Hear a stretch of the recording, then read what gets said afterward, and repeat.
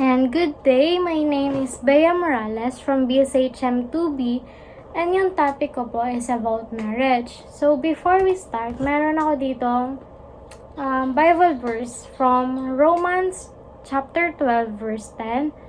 Ang sabi dito, be devoted to one another in love and honor one another above yourself.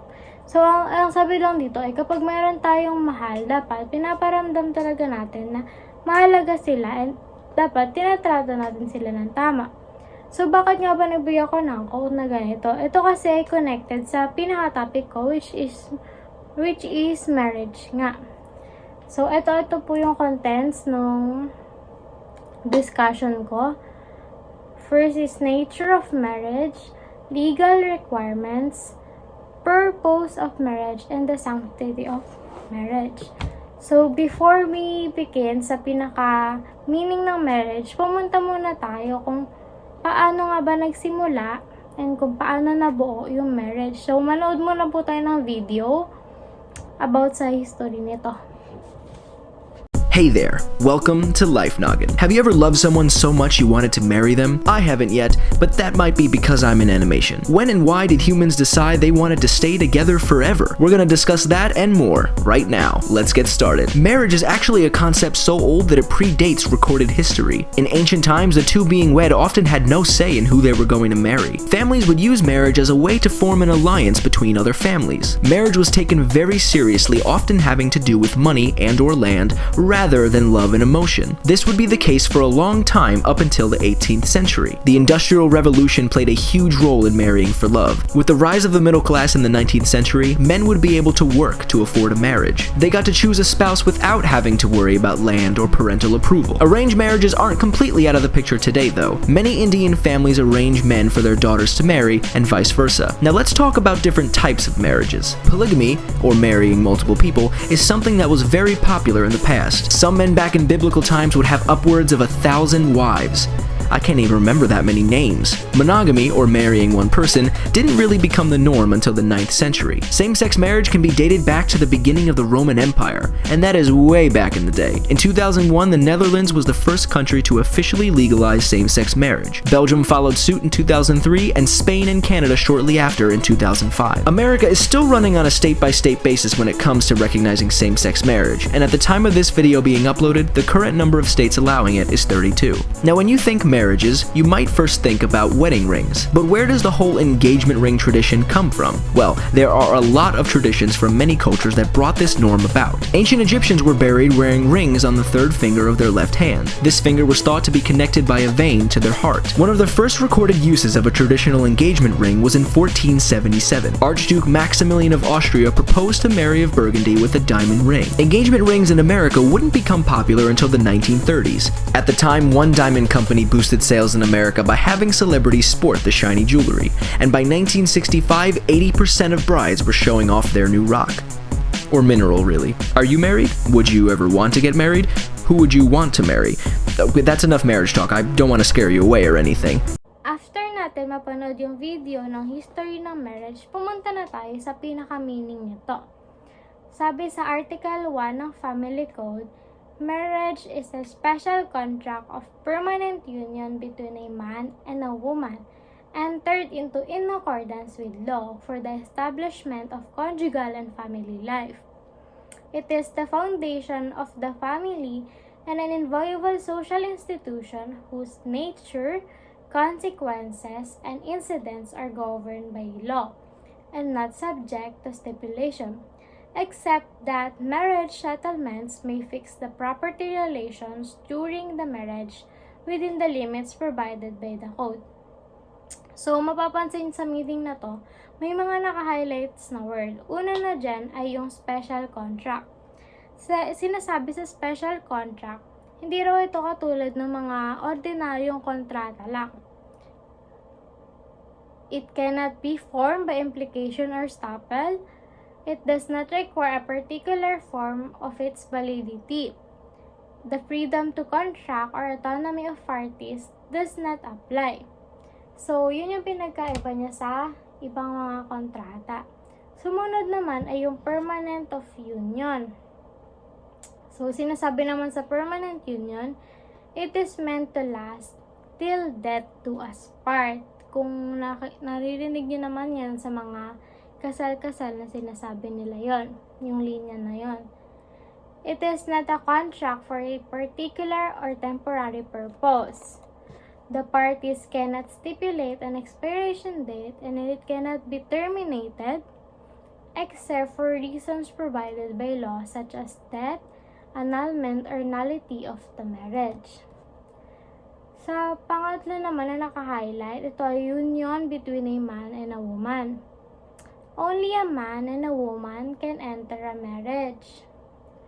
Same-sex marriage is not allowed. Alam naman natin na sa Pilipinas hindi pa rin allow ang same-sex marriage.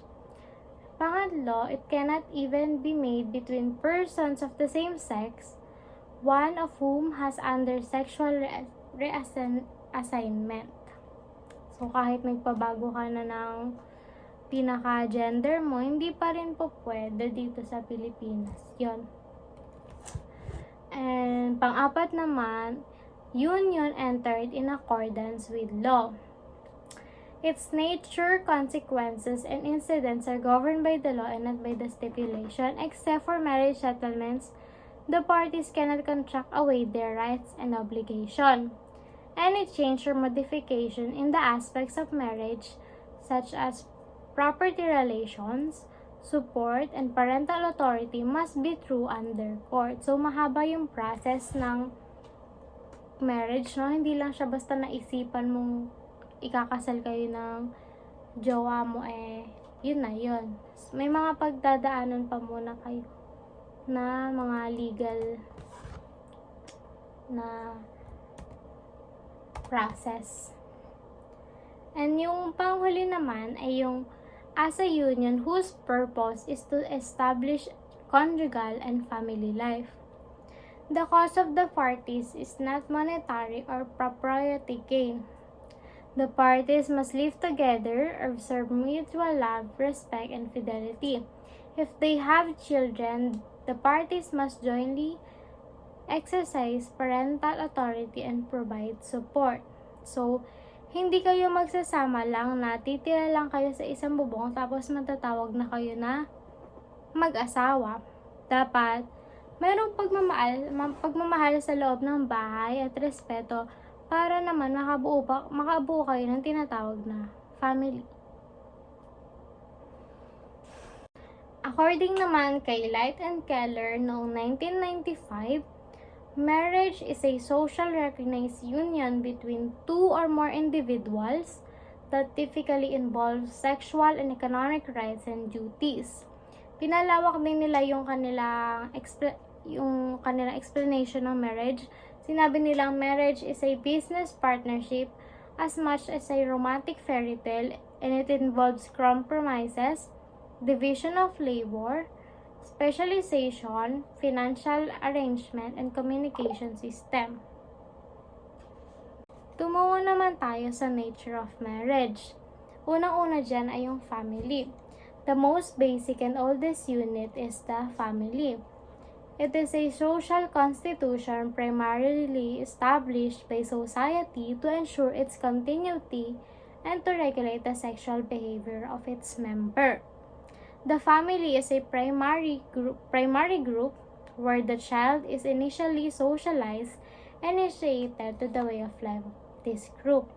The family provides the child's social, psychological, and emotional needs. Intimacy, affection, love, nurture, care, and security are other needs of a child. Second one is the social union.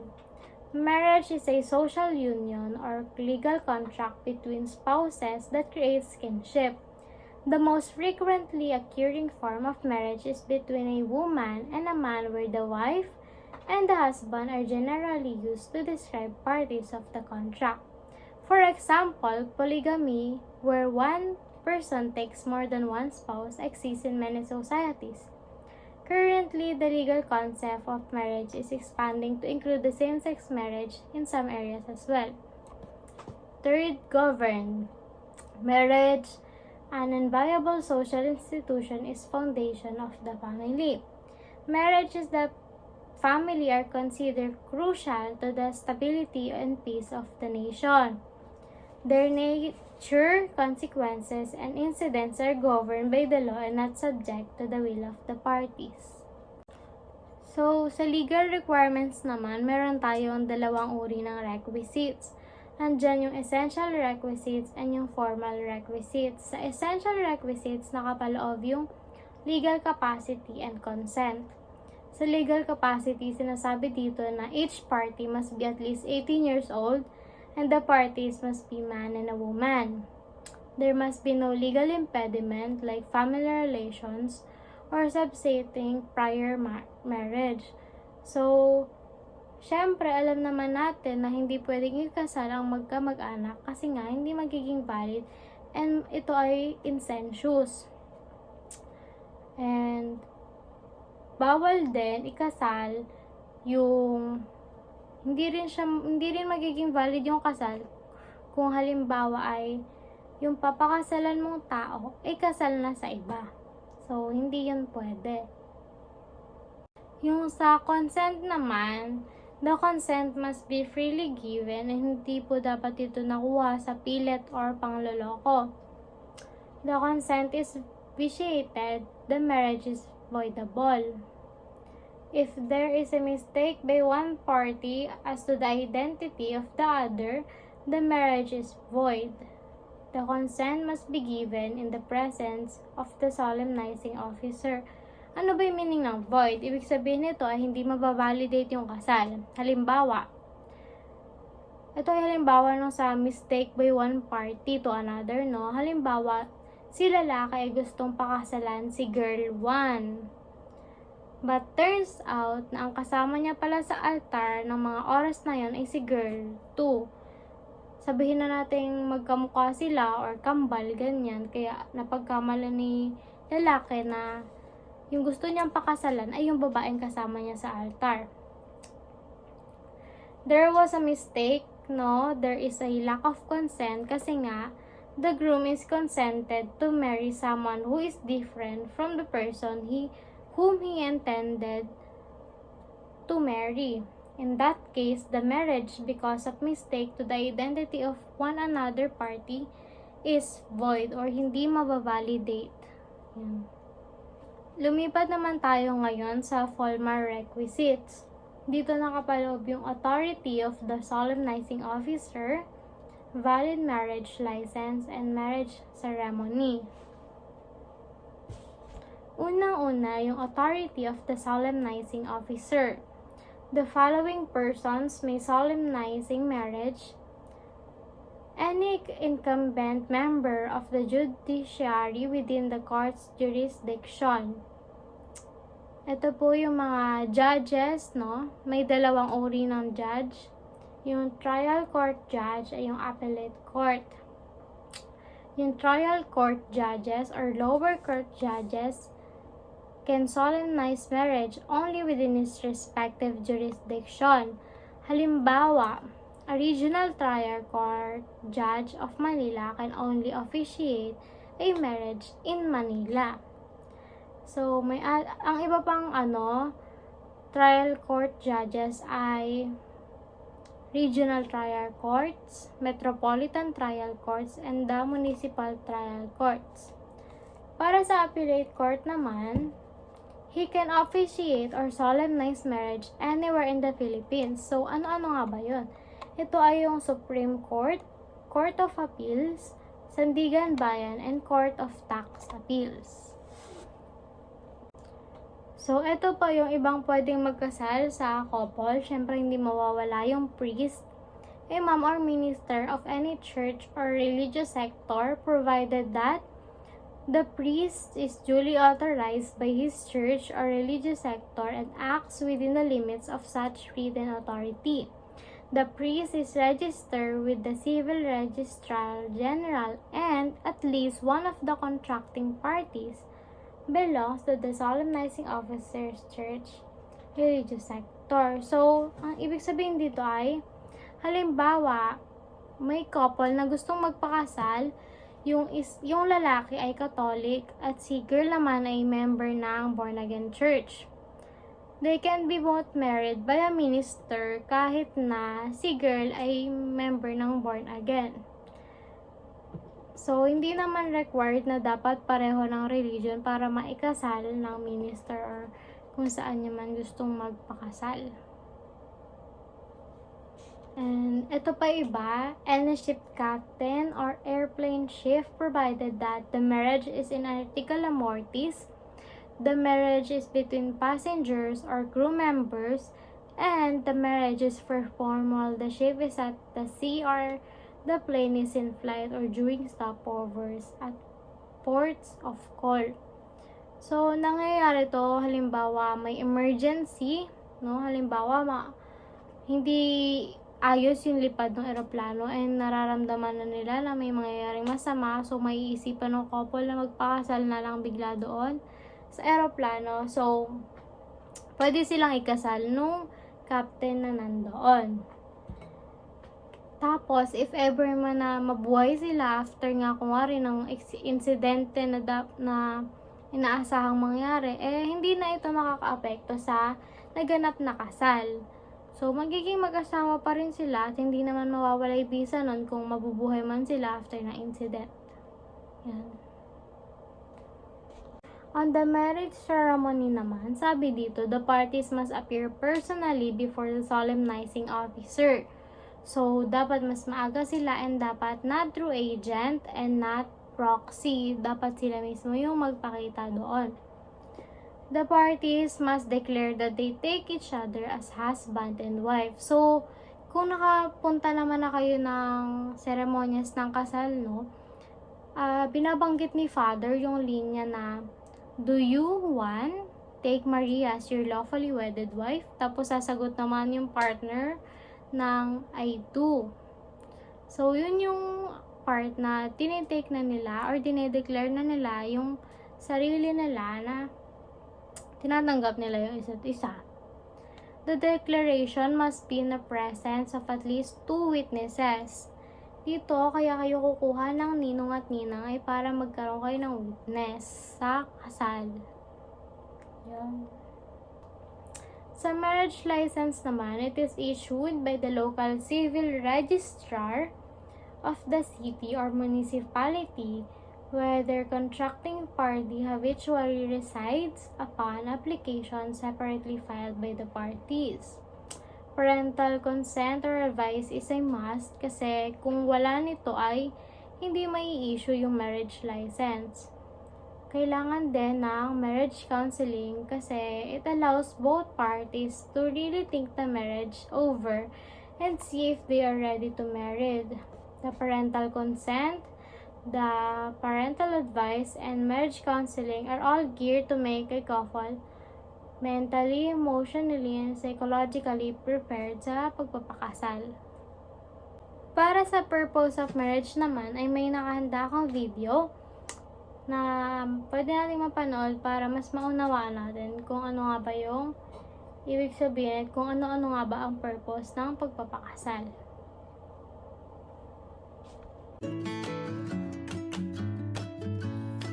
The purpose of marriage can be remembered with an acronym, so P for procreation, so marriage is for having children, unity, that connection with one another, R for rearing children, actually raising children within that marriage structure, and P, that it's a pattern for society, that it's good for people to follow that structure. The Bible talks about a married couple becoming one flesh, so Christians believe that marriage is the best place for sexual relationships. Sacred, it's again a blessing, it's something that's blessed by God. And E, it should be eternal, it should last forever. So you can see at the bottom there, purpose, just summarising those ideas together as well. Whilst marriage is particularly significant and important to Christians, it's not just Christians or religious believers who choose to marry. Atheists or humanists might also choose to marry because it's seen as that lifelong commitment. It's a supportive and it's a caring unit, and also for the practical reasons that it does protect people in law through certain rights. However, not everybody will choose to marry. Some people might choose cohabitation as an alternative, so to live together rather than to be married in a legal contract. For atheists and humanists, this might be a good alternative. Also, some liberal Christians would choose to cohabit. They would say they don't need to be married to show that they are committed to one another. Not all Christians are accepting of cohabitation, partly because of the idea that sex should only take place within marriage. This would be true for Roman Catholics and also for more conservative Christians. Within the Church of England, you might find differing views. Some would be against cohabitation. So, punta na tayo sa pinaka-last part ng aking discussion, which is the sanctity of marriage. So, ano nga ba yung sanctity of marriage according to the Bible? And why is marriage considered holy? So, Jesus did confirm the holiness of marriage in the New Testament with the following words, "Wherefore they are no more twain, but one flesh. Therefore God hath joined together, let not man put apart." It is from Matthew chapter 19, verse 5. So the definition of sanctity of marriage means how it's viewed by people since the olden days was derived from the Holy Bible, where God Himself established the unity of the first man and a woman. Marriage is sacred because it's the holy word of God, and He made it clear that marriage is supposed to be holy and should be treated with respect. The sanctity of marriage used to be pure and unconditional. Couples already faced challenges, but divorce wasn't the first thing that would come to their mind. So, kung halimbawa nag-away yung mag-asawa or yung couple, hindi papasok agad sa isip nila na maghiwalay dahil nga ito ay sacred. So, pinangahawakan talaga nila dapat yung relasyon nila. So, dapat magsiseek sila ng help sa isa't isa kung paano nila mas mapapabuti yung relasyon nila. And that is all. Again, I'm Bea Morales from BSHM 2B. And I hope may natutunan po kayo sa report ko. Thank you.